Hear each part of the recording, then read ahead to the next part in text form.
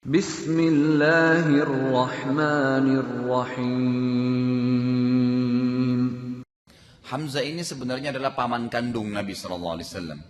Tapi memang dia sangat dikenal, orangnya sangat kuat secara fisik, sangat prinsipil dalam kehidupan, gitu kan. Dan memang tanpa disengaja dia masuk Islam ini karena hidayah dari Allah Subhanahu Wa Taala, sebagaimana akan kita dengarkan kisahnya. Jadi setelah kejadian orang-orang Quraisy mulai suka mengganggu Nabi SAW dan menyiksa Nabi, hampir setiap kali mereka bertemu Nabi, mereka selalu mengolok-olok Nabi SAW, sampai suatu hari Abu Jahal pernah mencaci maki Nabi SAW dengan cacian yang belum pernah ada orang mencaci beliau seburuk itu. Tetapi tidak ada buku sejarah yang menyebutkan seperti apa caciannya. Dan ini ada baiknya agar kita tidak perlu mengetahui hal mendasar sampai seperti itu. Sementara Nabi SAW dengan akhlak yang baik dan sangat mulia, beliau tidak pernah membalas cacian orang. Salah satu sifat mulia Nabi kita Muhammad SAW, beliau tidak pernah membalas cacian orang.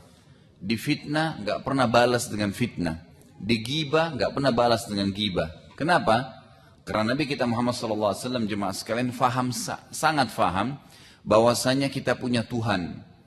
Orang-orang yang di sekitar kita punya Tuhan. Seluruh makhluk ini punya Tuhan. Pada saat saya menzalimi seseorang, sekecil apapun fisik orang itu, ya serendah apapun jenjang sosial dan ekonominya, tetap dia punya Tuhan. Saya berbuat zalim, saya akan dihukum oleh Tuhan saya, dan dia akan ditolong oleh Tuhannya, Allah Azza wa Jalla. Semua kembali kepada satu sumber tentunya. Sama halnya begitu. Pada saat saya difitnah, saya diriba, maka saya punya Tuhan. Dan dia pun punya Tuhan yang sedang melanggar itu. Pasti dia akan dihukum dan saya akan ditolong. Itu dengan izin Allah Subhanahu Wa Taala. Ini poin yang sangat jelas. Karena jemaah sekalian, setiap kali ada cacian yang sampai kepada kita lalu kita balas dengan cacian, dia berdosa, kita berdosa. Jadi tidak pantas kita menjawab ya orang-orang yang mencaci maki dengan cacian pula. Pertama, kita akan dapat dosa. Yang kedua, emosional atau itu akan menjadi emosi. Kemudian juga yang ketiga, tidak ada manfaat sama sekali. Karena bohong seseorang, cacian seseorang, itu jemaah sekalian atau fitnah yang dia ucapkan dengan lisannya, ukurannya hanya seperti lidahnya saja. Ukurannya hanya seperti lidahnya, tidak akan berpengaruh. Kecuali hanya sangat dekat. Misal, saya membohongi seseorang, maka target bohongnya hanya orang itu. Kalau saya mau bohongi orang lain, saya harus ceritain lagi dan membohongi lagi dan seterusnya.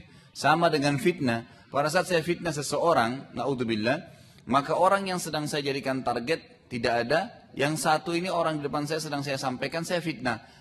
Cuman orang ini saja, sepanjang lisan saya saja sebenarnya saya bisa memfitnah dia. Kalau saya mau fitnah lebih luas, saya harus sebarin terus, bekerja terus gitu. Jadi sebenarnya tidak ada manfaatnya sama sekali. Makanya salah satu akhlak yang mulia dari Nabi SAW adalah beliau tidak pernah membalas cacian orang. Beliau selalu menganggap kalau orang-orang yang mencaci, memfitnah beliau adalah orang yang jahil. Dan Allah sudah mengingatkan dalam Al-Quran, A'udzubillahi minasyaitonirrajim, wa idza khatabahumul jahiluna qalu salama. Salah satu ciri-ciri hamba Allah yang mulia adalah kalau mereka diajak dialog, debat sama orang-orang yang jahil, tidak mengerti, tidak ada gunanya kita berdialog dengan mereka, maka mereka meninggalkan. Udah ditinggalin, gak usah aja dialog, gak usah aja berdebat, gak usah aja berantem, sudah tinggalin aja. Itu bukan berarti kita pengecut, tidak. Justru karena kita dewasa dan bijaksana, maka kita tidak ikut-ikutan dalam hal-hal yang tidak ada manfaatnya. Karena setiap detik kehidupan kita akan dihisap oleh Allah Subhanahu Wa Taala. Lalu Nabi SAW satu waktu pernah saya katakan tadi, Abu Jahal caci maki dengan cacian yang belum pernah ada orang yang mencaci di Mekah sejahat itu. Sekali lagi tidak disebutkan apa caciannya, dan ini lebih baik buat kita, gitu kan? Yang penting kita sudah tahu ini kejadian terjadi.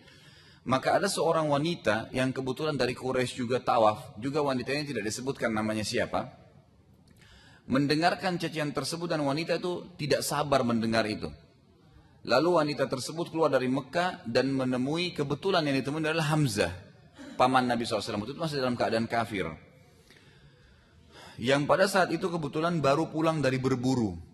Dan ada banyak buku sejarah jemaah sekalian menyebutkan Hamzah ini orangnya sangat kuat secara fisik, tinggi besar, dan kalau beliau berburu itu bukan berburu rusa, ya, seperti kita mungkin berburu hewan-hewan yang sederhana, enggak, ini berburunya harimau, singa, gitu kan. Jadi yang dia buru memang hewan-hewan buas dan sendirian.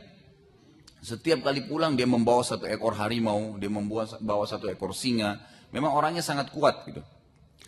Yang pada saat itu kebetulan dia masih dalam keadaan kufur. Wanita itu berkata kepada Hamzah, bila seandainya engkau sebagai pamannya Muhammad mendengarkan bagaimana Abu Hakam atau Abu Jahal memperlakukan ponakan anda dengan cacian yang sangat menyakitkan, tentu anda tidak akan membiarkannya. Lalu Hamzah berkata, apakah tidak ada orang yang menolongnya?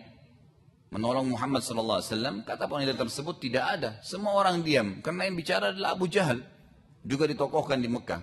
Maka Hamzah radhiyallahu anhu segera menuju ke Darun Nadwa, tempat berkumpulnya orang Quraisy, di mana Abu Jahal dan teman-temannya lagi mengolok-olok Nabi SAW. Dan waktu itu Abu Jahal kebetulan dikelilingi oleh tokoh-tokoh Quraisy yang tidak ada sama sekali orang yang menegurnya, karena semuanya sungkan dan segan dengan Abu Jahal. Yang terjadi jemaah sekalian, Hamzah datang langsung, tidak pakai ngomong, nggak tanya apakah kamu caci maki atau tidak, datang busur panahnya itu dipakai dihantamkan ke kepala Abu Jahal dengan keras sehingga kepala Abu Jahal berdarah. Seraya dia berkata, apakah engkau mencaci Muhammad sementara aku penganut agamanya? Kalimat ini yang kata para ulama adalah kalimat hidayah dari Allah. Dia nggak tahu kenapa dia ucapin. Jadi tiba-tiba saja dia datang, dia pukul kepalanya Abu Jahal. Abu Jahal kena lihat Hamzah takut, kan gitu, berdarah kepalanya. Lalu Hamzah radhiyallahu anhu menghadap kepada Quraisy dan berkata, siapa lagi di antara kalian yang berani melawanku? Pada saat itu tidak ada satu orang pun yang berani untuk melawan Hamzah. Abu Jahal pun lalu berkata kepada semuanya, jangan kalian mengganggunya, biarkan saja, karena memang saya yang telah berlebihan telah mencaci maki keponakannya. Setelah kejadian tersebut jemaah sekalian, Hamzah radhiyallahu anhu ya, tentu dengan perilaku telah menolong Nabi SAW. Dan mulai hari itu juga orang Quraisy pada segan, karena khawatir Hamzah datang dan memukulnya. Karena Hamzah ini nggak ada yang berani lawan, gitu kan. Tetapi Hamzah ini masih terus berpikir. Dia waktu pulang ke rumahnya, dia bilang, bagaimana bisa aku mengucapkan kalimat tadi aku adalah menganut agama Muhammad, sementara aku sama sekali bukan penganut agamanya. Lalu Hamzah berkata, kira-kira bagaimana caranya aku memperbaiki kalimat itu? Karena sekarang masyarakat Mekah langsung faham Hamzah adalah orang Islam. Maka dia bilang, apakah aku harus balik kepada orang-orang Quraisy besok untuk menyampaikan kalau aku bukan penganut Muhammad? Sementara menjilat perkataan kembali bagi orang Arab adalah aib yang sangat besar.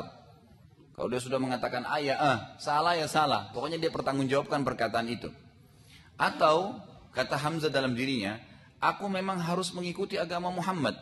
Lalu pada malam itu dia bingung dan dia berdoa. Hamzah berkata, tentu sebagaimana saya pernah jelaskan jemaah sekalian, masyarakat Mekah ini beriman adanya Allah ya. Cuman mereka masih syirik, mempartisipasikan Allah dengan makhluknya, seperti menyembah berhala, kan gitu. Yang umumnya mereka lakukan batu-batu, ya dianggap ada pohon yang keramat, ada di antara mereka yang masih sembah api. Jadi semua ini adalah perbuatan syirik, mempartisipasikan penyembahan Allah kepada makhluknya. Lalu Hamzah berkata, ya Allah, bila agama Muhammad benar, maka tanamkanlah hal tersebut dalam hatiku.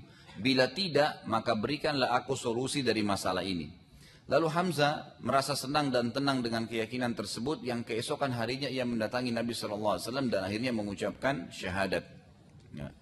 Dengan masuk Islamnya Hamzah radhiyallahu anhu, maka Nabi SAW sangat senang dan merasa telah bertambah kekuatan dan penolong Islam. Dan perlu anda ketahui, setelah masuk Islamnya Hamzah ini, orang-orang Quraisy jadi segan sekali. Tidak berani lagi mengganggu Nabi SAW dan kaum muslimin. Karena Hamzah setiap kali menemukan ada orang Quraisy yang mengganggu satu saja orang Islam, bukan cuma Nabi, langsung dihadapi oleh Hamzah. Gitu. Jadi nggak ada yang berani mulai semenjak itu. Tapi mereka dari jarak jauh atau misalnya yang punya budak, yang memang tidak dilihat oleh Hamzah baru mereka lakukan. Dan perlu juga anda tahu, nanti kita akan pelajari di perang Uhud, Hamzah ini diberikan julukan ya Asadullah, singahnya Allah, karena beliau memang pada saat mulai masuk Islam sampai meninggal mati syahid di perang Uhud itu selalu memang menonjol dalam membela Islam, dan dalam juga dalam istilah yang lain Nabi SAW mengatakan sayyidus syuhada, pimpinannya para orang-orang yang mati syahid. Karena beliau akan mati syahid di perang Uhud. Nanti juga akan kita pelajari di perang Badr. Ya, perang sebelum Uhud. Uhud perang tahun ketiga, Badr perang tahun kedua. itu di perang Badar, waktu mereka kekalahan orang-orang Quraisy ini, waktu pulang ke Mekah, semuanya pada bertanya, siapa yang paling hebat di antara muslimin di medan perang, yang membuat kita jadi kocar-kacir.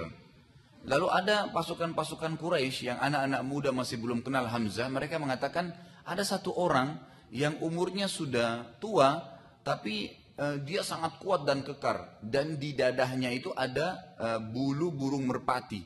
Jadi cirinya beliau selalu kalau memakai baju perangnya itu ditaruh bulu merpati putih, ya, satu lembar, satu helai itu ditaruh di bajunya, gitu. Jadi menonjol gitu, radhiyallahu anhu. Maka dicari tahu siapa dia, setelah ditahu Hamzah, maka semuanya akhirnya merasa, oh pantas dia seperti itu, karena orangnya sangat kuat. Dan ini nanti yang menyebabkan Hindun, istri Abu Sufyan, membayar seorang budak ahli tombak itu untuk membunuh Hamzah di perang Uhud setelahnya. Dan nanti akhirnya mati syahid gara-gara itu.